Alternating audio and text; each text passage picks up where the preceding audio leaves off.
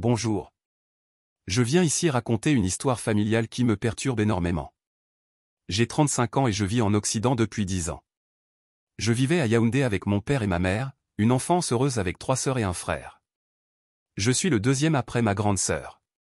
Papa était fonctionnaire et se battait beaucoup pour la famille, faisant aussi du business à côté, élevage, taxi, et se déplaçant souvent.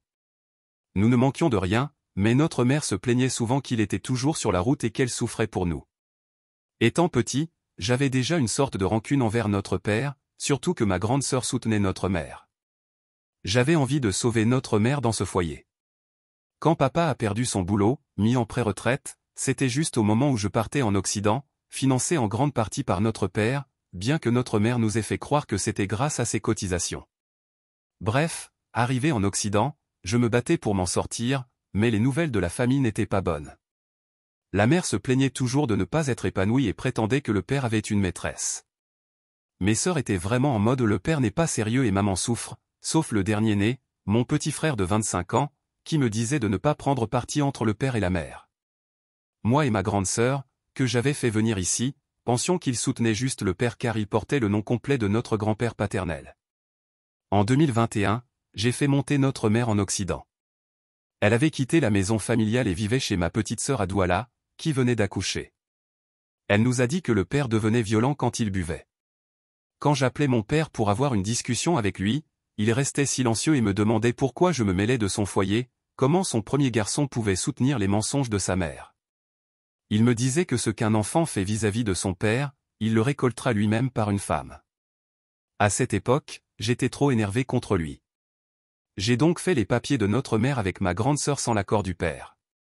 La mère est venue nous rejoindre, moi j'étais marié avec 2 enfants, et ma mère vivait chez moi et chez ma sœur. Les oncles et tantes paternelles nous ont traités de maudits pour avoir arraché une femme de son foyer. Ce qui me fait souffrir mentalement, c'est que mon dernier petit frère est aux USA, arrivé en début 2023 avec un soutien financier de notre père. Il nous a tous bloqués, nous évite mes sœurs et moi comme la peste, notre mère n'en parlons pas. Le seul message qu'il nous a écrit est que nous avons détruit la famille, que notre mère a diabolisé le père alors qu'elle-même n'était pas une sainte. Actuellement, ma femme a demandé le divorce, ma grande sœur a 3 enfants avec 2 pères, mes 2 petites sœurs au pays ne sont pas mariées mais ont des enfants, aucun n'a une vie stable. Les recherches nous disent que c'est la malchance de ce que nous avons fait à notre père. Notre mère est gravement malade ici, et elle a avoué à l'hôpital à demi-mot que notre père était un homme bon et travailleur, qu'elle regrette de l'avoir autant saboté, qu'il n'était pas si mauvais. Elle veut retourner au Cameroun, mais notre père ne veut plus de contact avec nous et mes sœurs, même celles au pays. Il a dit aux proches qu'il n'a qu'un seul enfant sur terre, le dernier.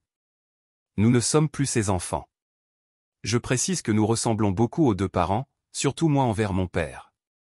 Il est retourné au village et gère ses champs là-bas. Il a une autre femme depuis peu, mise en relation par nos oncles et tantes. Même les oncles ne nous aident pas à arranger la situation. Je vais descendre au pays bientôt mais je ne sais pas comment faire.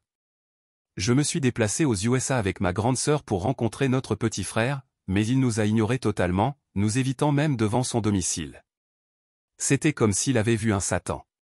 On l'a aperçu de loin, et son ami sur place n'a pas pu organiser une rencontre.